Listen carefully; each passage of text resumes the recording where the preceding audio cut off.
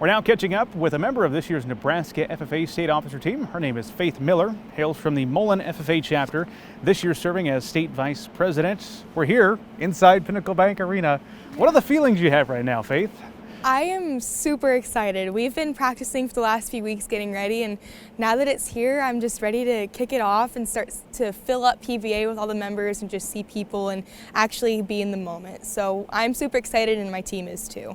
Do you remember your first state FFA convention? I do. So I had the opportunity to come down as an alternate for our livestock judging or management team my freshman year, and it was so long ago. I don't remember too much about it, but I remember driving through and being like, holy cow, this is a lot of blue jackets. But it was really, really neat. So I'm excited to be back in person because I know, like, my sister, this is her second state convention, first one wearing the jacket. So it's cool to see that kind of coming through with all the members having their first time too.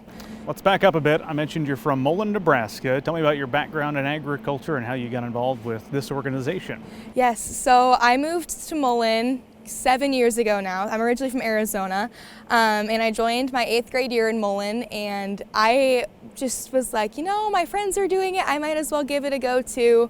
And so I tried it, and I was in CDEs and LDEs all 4 years of high school, just trying to get well versed in it and know more. And I'm glad I jumped in because now I've gotten a bunch of opportunities from it, and now I'm serving as a state officer, and I can't believe it's almost over, but it was a good year, and I'm glad I joined in 8th grade. So. Okay, I did not realize you're from Arizona originally. Yeah. Tell me about the move to Mullen, Nebraska. Yes, so it was just some different opportunities for work and stuff for Yeah. my family, and so we just decided to move up here. And I lived in Valentine for a year, and then we moved to Mullen, and it was a random jump. We moved like on Christmas Eve too, in the middle of a snowstorm, and we're like, why did we choose this time of year to move to Nebraska from like 60-degree winter in Arizona? But I'm glad we came, so it was a good move. What made you decide to run for this position?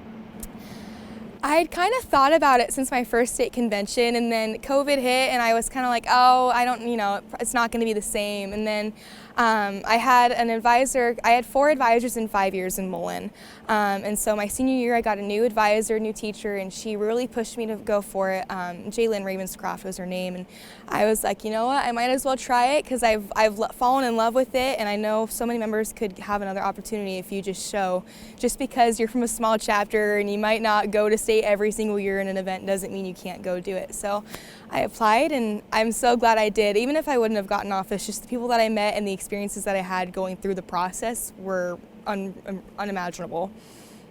Well, you're here now on this stage, and in a few minutes here tonight, you're going to be delivering your final address, your retiring address to the members here attending convention. Give us a sneak peek of what's inside that message.